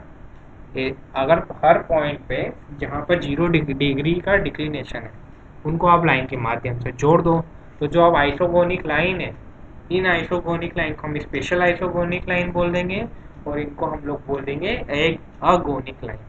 ठीक है, तो क्या क्या क्या नोट निकल रहा है यहाँ से, देयर आर स्पेशल, देखिए आप कहाँ है, there are special isogonic lines which pass through the points having zero declination, है ना। अब बेटा जीरो डिक्लिनेशन मैंने बोला है यहाँ पे, है ना। अब डिक्लिनेशन क्या होता है, जो हमारा ट्रू मेरिडियन है और मैग्नेटिक मेरिडियन है ना, इनके बीच में क्या है, अंतर ही होता है क्या, देखो, है ना, कहाँ गया, है ना। ट्रू मेरिडियन और मैग्नेटिक मेरिडियन के बीच में जो अंतर है, ओरिजेंटल एंगल है, उसी को मैंने डिक्लिनेशन बोला। अब बेटा यहाँ पर आप देखो, अगर डिक्लिनेशन जीरो है ना, तो क्या हो जाएगा, मेरा ट्रू मेरिडियन और मैग्नेटिक मेरिडियन क्या हो जाएगा, बराबर हो जाएगा। अब बराबर कब होगा, जब ये ट्रू मेरिडियन वाला जो रेफरेंस डायरेक्शन है और मैग्नेटिक मेरिडियन वाला जो रेफरेंस डायरेक्शन है वो क्या हो जाए, कोइंसाइड हो जाए, जब तो जीरो डिक्लिनेशन होगा ना। तो ये एक और पॉइंट निकल रहा है यहाँ से, इसको भी ध्यान रखना है। जो आगोनिक लाइन में क्या होगा, आपका जो मैग्नेटिक मेरिडियन है और ट्रू मेरिडियन है वो क्या हो जाएगी, कोइंसाइड हो जाएगी। ठीक है, ये पॉइंट ध्यान रखना है। आगे बढ़ते हैं हम लोग, चलो अब देखो अब क्या होता है कि कुछ बात आगे बढ़ाते हैं। अगर आपका जो मैग्नेटिक नॉर्थ है ना, जो आपके ट्रू नॉर्थ से पश्चिम की दिशा में हो, तो डिक्लिनेशन को मैं वेस्ट या नेगेटिव बोल लूँगा। ये पॉइंट को आप ध्यान रखिए, है ना, नेगेटिव या वेस्ट बोल लूँगा। डिक्लिनेशन, नेगेटिव डिक्लिनेशन क्या होता है उसके बारे में हम बात कर रहे हैं बेटा।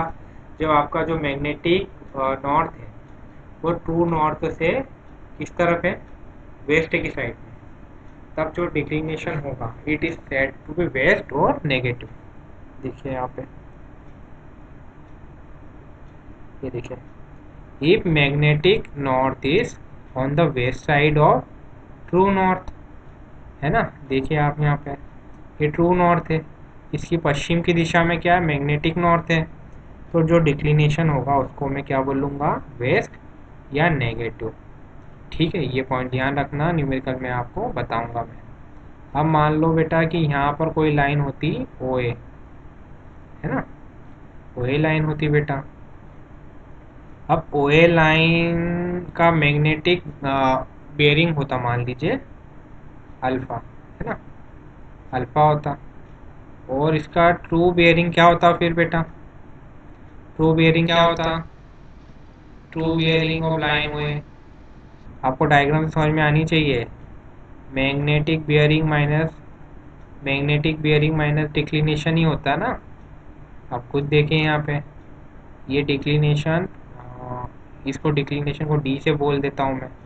तो यहाँ पर आप देखोगे कि जो आपका ट्रू बियरिंग है है ना। इस केस में आप देखो यहाँ पर आपका जब नॉर्थ में है क्या मैग्नेटिक नॉर्थ, सॉरी नॉर्थ में नहीं है, जो मैग्नेटिक नॉर्थ है वो ट्रू नॉर्थ से पश्चिम की दिशा में है। तो आपका जो मैग्नेटिक बियरिंग आएगा it will be more than true bearing. Diagram के थ्रू समझ में आ रहा है। एक बिट वापस बता देता हूँ मैं आपको, थोड़ा सा कंफ्यूजन हो सकता है आपको यहाँ पर। वैसे तो इसको न्यूमेरिकल के थ्रू समझाना ही है मुझे, वापस बता ही देता हूँ मैं आपको। चलो इसको वापस से हम लोग लाइन को सेलेक्ट कर लेते हैं। ठीक है, काफ़ी अच्छी और इम्पोर्टेंट चीज़ों को हम लोग पढ़ रहे हैं अभी। बेटा मैंने यहाँ क्या बोला है, जो आपका मैग्नेटिक नॉर्थ है वो ट्रू नॉर्थ से पश्चिम की दिशा में हो, जो डिक्लिनेशन मेरा नेगेटिव या वेस्ट होगा। और इस समय क्या होगा, जो मेरा मैग्नेटिक बियरिंग रहेगा it will be more than what, मेरा ट्रू बियरिंग, है ना। देखिए आप यहाँ पर आपका पॉइंट ओ होता, यहाँ पर पॉइंट ये पॉइंट ओ होता है यहाँ पर, और यहाँ पे पॉइंट ए होता। और ये जो ओ ए लाइन है आपकी, आप देखोगे जब आप मैग्नेटिक बियरिंग लोगे, है ना, मैग्नेटिक बियरिंग लेंगे तो वो कुछ वैल्यू आती। और अगर मैं आपसे बोलता कि ट्रू बियरिंग लेते तो वो कुछ अलग वैल्यू आती, है ना।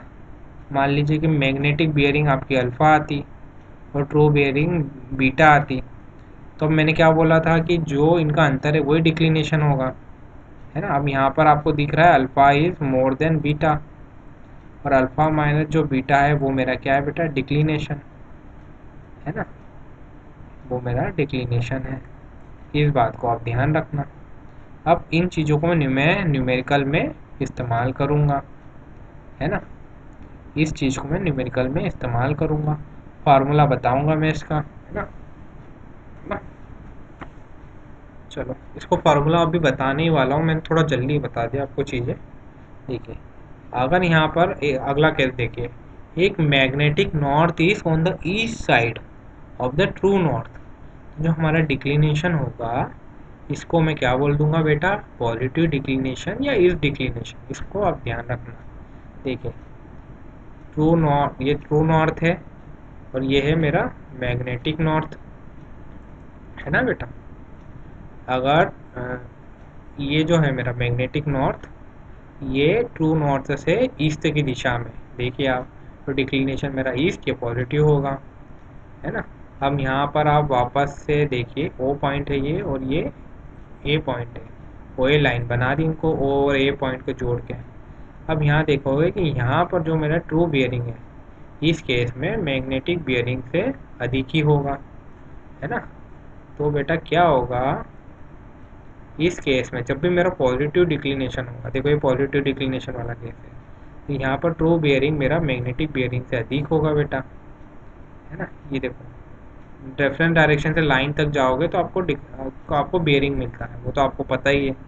यहाँ पर क्या होगा, जो ट्रू बियरिंग होगा it is equal to magnetic bearing plus declination.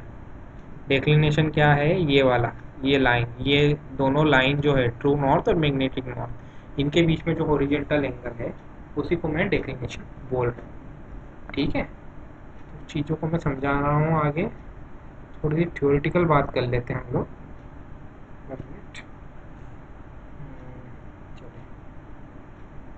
अब देखो बेटा क्या होता है, हम लोग अगले टॉपिक पे आते हैं।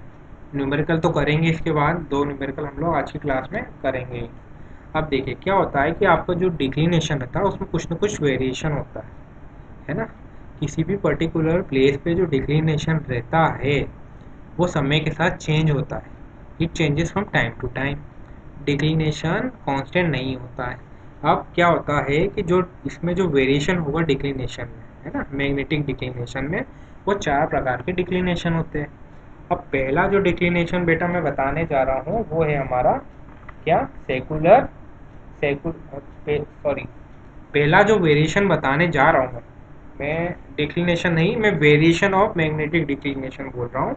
जो पहला जो वेरिएशन हो रहा है हमारा, है ना, मैग्नेटिक डिक्लिनेशन का, वो है हमारा सेकुलर वेरिएशन। अब सेकुलर वेरिएशन क्या होता है बेटा, सेकुलर वेरिएशन बेटा ऐसा वेरिएशन है जो एक लंबे समय तक लगातार होता रहता है। जैसे हमारी अर्थ की मैग्नेटिक फील्ड पे, अब यहाँ देखिए, जो हमारी अर्थ की मैग्नेटिक फील्ड है वहाँ पर जो है सेकुलर वेरिएशन होता रहता है। सेकुलर वेरिएशन एक लंबे समय में, लॉन्ग पीरियड ऑफ टाइम में कंटिन्यूसली होता रहता है। अब देखिए क्या है कि मैंने यहाँ एग्जांपल दिया है, over a period of 150 years approximately there is a gradual shift in the earth magnetic field in one direction, एक दिशा में। There after the declination shift in opposite direction for the next 150 year, है ना। तो जो हमारा cycle होगा वो कितने का होगा बेटा, 150 ईयर तो एक दिशा में डिक्लिनेशन होगा, वेरिएशन होगा। फिर 150 ईयर के लिए दूसरी डायरेक्शन में हमारा वेरिएशन होगा। तो जो हमारा साइकिल जो रहता है डिक्लिनेशन शिफ्ट में, है ना, जो हमारा साइकिल रहता है ना, ये जो वेरिएशन हो रहा है वो कितने का हो जाएगा बेटा, 300 ईयर का हो जाएगा।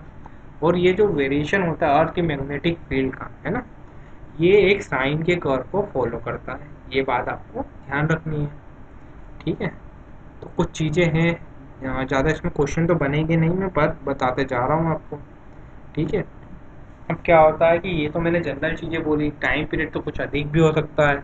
अब जो सेकुलर वेरिएशन होता है ये मैंने आपको बोला कि कंटिन्यूसली होता है, लॉन्ग पीरियड में हो सकता है। तो इसका कोई वेरिएबल रिलायबल मेथड नहीं है इसको प्रेडिक्ट करने का, है ना। Is no reliable method of predicting the secular variation at a place, है ना। अब इसी प्रकार से बेटा एनुअल वेरिएशन भी होता है। अब एनुअल वेरिएशन क्या होता है, एक साल में अर्थ सन के अराउंड क्या है, घूमता है, रिवॉल्व करता है ना, इस कारण होता होगा।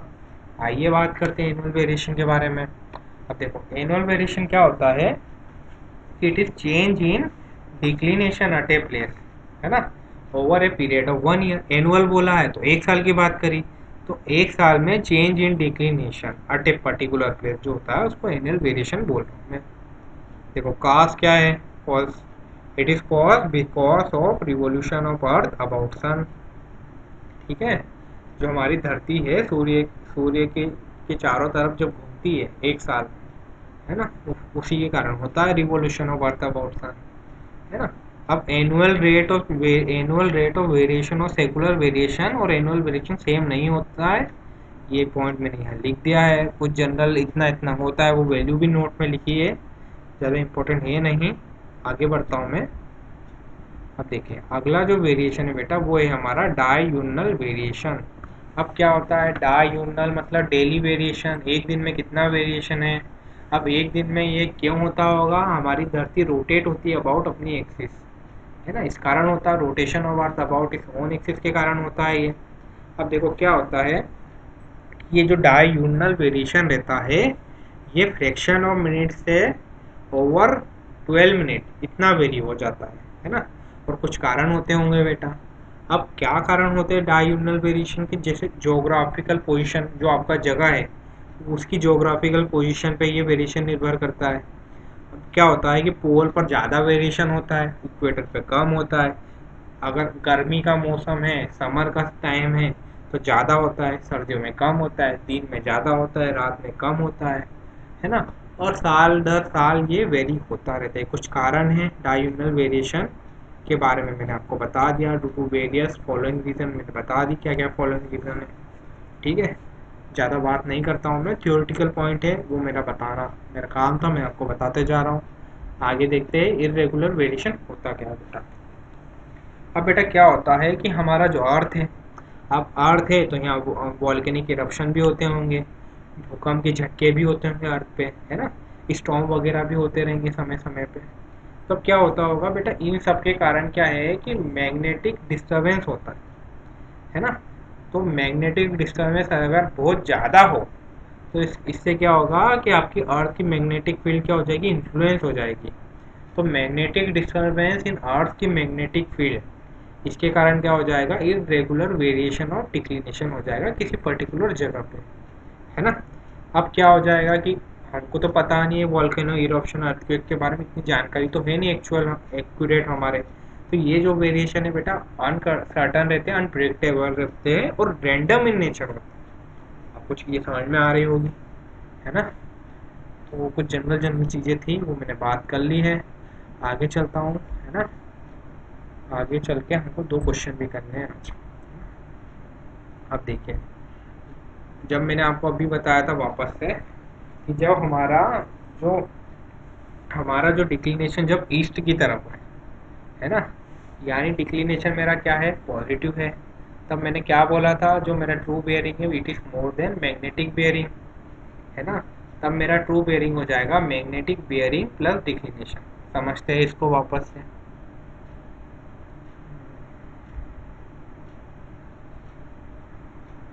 चाहिए, है ना, यहीं पे मैंने समझाने की कोशिश करी थी आपको।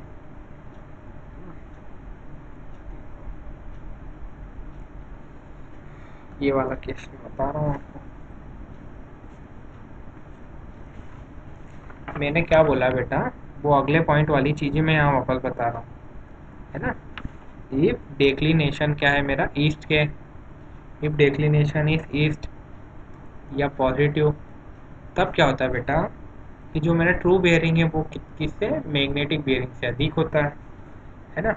अब क्या होगा कि ये जितना अधिक होगा या इनके बीच में जितना अंतर होगा मैग्नेटिक बेयरिंग और ट्रू बेयरिंग के बीच में, उसी को मैं क्या बोलता हूँ मेरा बेटा, डिक्लिनेशन बोलूँगा। अब यहाँ डिक्लिनेशन ईस्ट पे होगा तो मेरा ट्रू बेयरिंग ज़्यादा होगा मैग्नेटिक बेयरिंग से, और इनके बीच के अंतर को मैं क्या बोलूँगा, डिक्लिनेशन बोलूँगा। यहाँ पर पॉजिटिव डिक्लिनेशन या ईस्ट डिक्लिनेशन है, उसका नाम, उस डिक्लिनेशन का नाम ही पॉजिटिव या ईस्ट डिक्लिनेशन है। तो यहाँ पर बेटा क्या होता है कि ये जब भी केस होगा तब मैं ऐसा बोल सकता हूँ कि जो मेरा ट्रू बेयरिंग है it is equal to magnetic bearing plus declination, है ना। इस पॉइंट को ध्यान रखना। तो इसके द्वारा हम लोग न्यूमेरिकल सॉल्व करेंगे। लेकिन अब देखो ये वाला केस देखो, है ना, जब डिक्लिनेशन क्या है बेटा, वेस्ट है, विद डिक्लिनेशन इज वेस्ट या नेगेटिव, तब क्या होता है। अब आप देखो यहाँ पे ये पॉइंट था ओ, ये पॉइंट था ए, लाइन बना दी, इनको जोड़ दी ओ ए। अब यहाँ देखो, यहाँ बियरिंग निकालोगे आप, मैग्नेटिक नॉर्थ से लाइन तक जाइए तो एंगल अधिक आएगा। अब ट्रू नॉर्थ से लाइन तक जाओ तो एंगल थोड़ा सा कम आएगा। तो यहाँ पर मैग्नेटिक बियरिंग किससे अधिक है, ट्रू बियरिंग से। तो अगर ट्रू बियरिंग निकालना है तो मैग्नेटिक बियरिंग में से कुछ ना कुछ वैल्यू घटानी पड़ेगी, यानी डिक्लिनेशन घटाना पड़ेगा।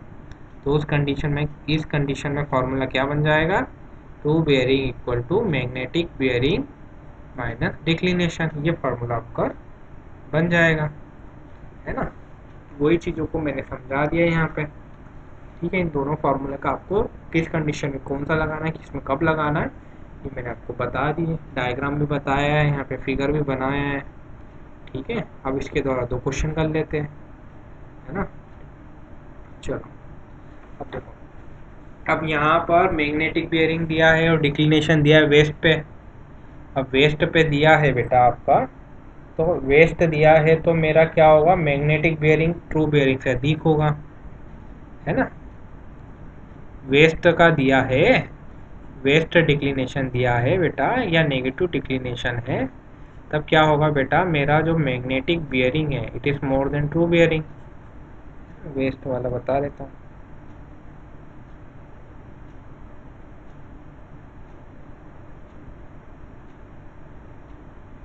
है ना, ये वेस्ट है, आप देख रहे हैं magnetic bearing is greater than true bearing, है ना। तो ये फार्मूला लग जाएगा, है ना। चलिए तो इस क्वेश्चन को हल करते हैं हम, है ना। तो ट्रू बियरिंग क्या है बेटा, मैग्नेटिक बियरिंग माइनस डिक्लिनेशन, है ना। तो यहाँ मैग्नेटिक बियरिंग कितना था, 124 degree 34 minute minus declination 10 degree 10 minute. तो कितना आ जाएगा बेटा आपका ट्रू बियरिंग, 114 डिग्री और 24 मिनट। इस प्रकार से आप हल कर लीजिए। देखिए मैंने फिगर भी बना दिया आपके समझने के लिए, है ना। तो चीज़ें बहुत आसान है, उसको आप समझते जाइए। या तो आपका रटने की क्षमता अधिक है ना, तब भी आप इसको कर लोगे बिना समझे, फार्मूला रट लोगे तो। लेकिन अगर समझ के कर सकते हो तो वो भी बहुत अच्छी बात है ना। अब देखो काफ़ी अच्छे कंसेप्ट को हम लोग अब यूज़ करने वाले हैं, उसके द्वारा हम लोग क्वेश्चन को सॉल्व करेंगे। देखो अब इस क्वेश्चन में क्या दिया है कि आपकी लाइन ए बी में एक ओल्ड मैप था, पुराना नक्शे की बात कर रहे हैं, है ना। पुराने समय पे मैग्नेटिक बेयरिंग इतना था, कितना, 25 डिग्री और 30 मिनट, है ना। और उस समय क्या था आपका, डिक्लिनेशन इतना था 2 डिग्री 30 मिनट, है ना। और आपसे मैंने बोला है कि मैग्नेटिक बियरिंग ऑफ लाइन निकाले एट प्रेजेंट इफ डिक्लिनेशन इतना इतना है। अब मेरे को एक बात बताओ कि पुराने मैप में या पुराने समय में हो या नए समय में हो, एक पर्टिकुलर प्लेस पे जो मेरा ट्रू बियरिंग है वो तो सेम ही रहेगा, है ना। एक पर्टिकुलर प्लेस पे पुराने समय और नए समय पे जो डिक्लिनेशन होगा, सॉरी डिक्लिनेशन नहीं, ट्रू बियरिंग होगा, है ना। पुराने समय और आज के समय में जो ट्रू बियरिंग हो किसी पर्टिकुलर जगह पर, है ना, जगह पर, है ना, एक पर्टिकुलर जगह की बात कर रहा हूँ मैं, है ना। तो वहाँ पर ट्रू बियरिंग आज और कल सेम ही होगा, है ना। ट्रू बियरिंग की बात कर रहा हूँ, मैग्नेटिक बियरिंग तो अलग हो सकता है ना। तो अब यहाँ पर ओल्ड पुराने टाइम पे मान लो ट्रू बियरिंग कैसे निकालते आप, उस टाइम पे जो मैग्नेटिक बियरिंग था उसमें उसमें आप डेक्लिनेशन को जोड़ दीजिए, या प्लस या माइनस डेक्लिनेशन जो भी आए। तो देखो ओल्ड मैप पे क्या था, मैग्नेटिक बियरिंग 25 डिग्री और 30 मिनट, है ना। और उस समय डिक्लिनेशन क्या था, अब ईस्ट में तो प्लस कर दो, 2 डिग्री 30 मिनट कर दो, तो कितना आ जाएगा ये आपका बेटा 28 डिग्री आ जाएगा ट्रू बियरिंग, है ना। अब देखो अब क्या हो रहा है कि उस समय पे आप मैग्नेटिक बियरिंग निकालिए if declination 5 degree 30 degree 5 degree 30 minute west है ना। अब देखो ट्रू बियरिंग तो उतना ही है अभी भी, है ना, लेकिन आपका मैग्नेटिक बियरिंग इस समय क्या हो जाएगा, नाव, मैग्नेटिक बियरिंग की नाव वाली जो वैल्यू कुछ अलग होगी, है ना।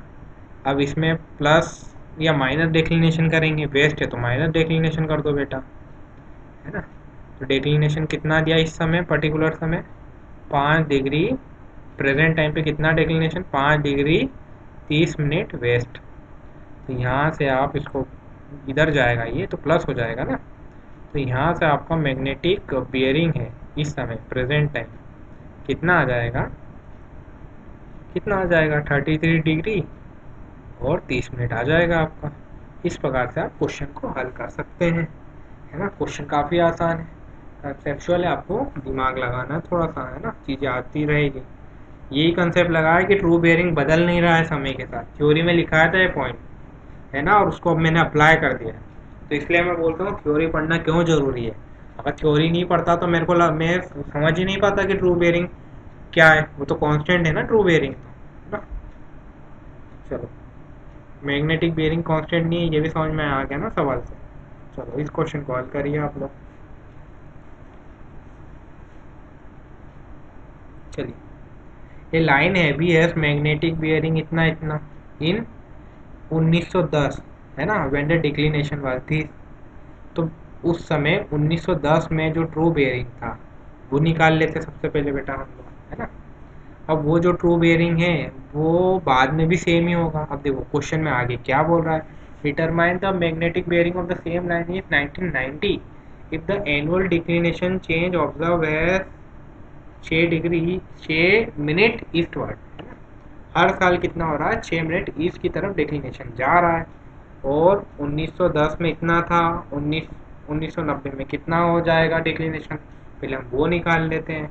इस प्रकार से हम क्वेश्चन को सॉल्व कर लेंगे। देखो अब देखो मैंने क्या बोला, कंसेप्ट जो ट्रू बेयरिंग है 1910 हो या 1990 हो या 2020 हो या 2021 हो तो सेम ही होगा ट्रू बेयरिंग।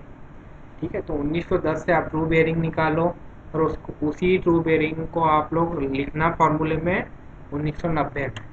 ठीक है, तो 1910 में क्या ट्रू बियरिंग था पहले हम लोग वो निकालेंगे, है ना, इस क्वेश्चन में। तो ट्रू बियरिंग कब, इन 1910 1910 कितना था बेटा, उस समय जो मैग्नेटिक क्या था, उस समय जो मैग्नेटिक बियरिंग था कब 1910 में, है ना। और उस समय जो डिक्लिनेशन था, अब डिक्लिनेशन क्या है बेटा 4 डिग्री 30 मिनट वेस्ट, तो माइनस के साथ जो लगाऊंगा ना फार्मूला यहाँ पे। तो बता दो ट्रू बेयरिंग क्या हो गया,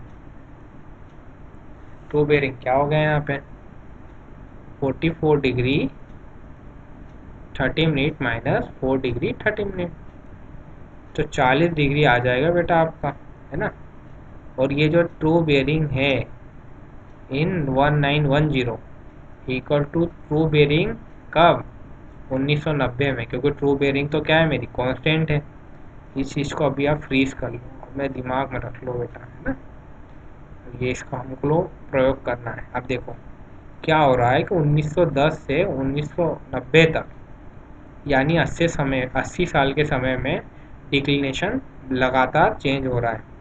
तो 80 साल का समय है आपके पास, और एक साल में डिक्लिनेशन कितना हो रहा है बेटा आपका 6 मिनट ईस्टवर्ड हो रहा है ना। तो बेटा 80 साल में कितने मिनट ईस्ट में जाएगा वो आपका डिक्लिनेशन कितना आ जाएगा बेटा 480 मिनट आ जाएगा ईस्ट की तरफ, है ना। अब ये 480 मिनट है, इसको आपको डिग्री में कन्वर्ट करना है, तो 480 मिनट डिवाइड बाय 60 कर देना। तो ये जो आएगा आपका 8 डिग्री आ जाएगा, है ना। मिनट को डिग्री में करना है तो 60 से डिवाइड कर दो, तो 8 डिग्री ईस्ट की तरफ जाएगा, है ना। अब देखो 1910 में कितना था डिक्लिनेशन बेटा आपका 4 डिग्री 30 मिनट वेस्ट, और अभी आपको इसको 8 डिग्री आपको ईस्ट की तरफ ले जाना है। तो नेट वैल्यू ईस्ट की तरफ कितनी चली गई, नेट डिक्लिनेशन अगर आपसे मैं पूछूं बेटा नेट डिक्लिनेशन ईस्ट की दिशा में इन ईस्ट डायरेक्शन कितना हो जाएगा इस दिशा में नेट डिक्लिनेशन बेटा 8 degree east minus 4 degree 30 minute west, तो कितना आ जाएगा 3 डिग्री 30 मिनट ईस्ट, इतना नेट वैल्यू आ जाएगी डिक्लिनेशन की, है ना। इसको आप लोग यूज़ कर लेना, है ना। अब देखो ट्रू बेयरिंग जो मेरा था कब 1910 में, वो ट्रू बेयरिंग मेरा 1990 में भी है, 1990 में भी है बेटा, है ना। And it is equal to magnetic bearing, है ना, मैग्नेटिक बेयरिंग प्लस और माइनस डिक्लिनेशन। अब देखो ये जो नेट डिक्लिनेशन की वैल्यू मैंने निकाल ली थी, नेट कितना आ जाएगा फाइनली मेरा डिक्लिनेशन 3 डिग्री 30 मिनट ईस्ट, इसको यहाँ मैं जोड़ दूंगा, है ना। तो ट्रू बेयरिंग 1990 और 1910 में क्या थी, सेम थी, 40 डिग्री थी बेटा। तो जो मैग्नेटिक बियरिंग होगी मेरी कब 1990 में, वो मैं निकाल लूँगा। अब ये ईस्ट है, यहाँ प्लस लिख दो, है ना, 3 डिग्री 30 मिनट।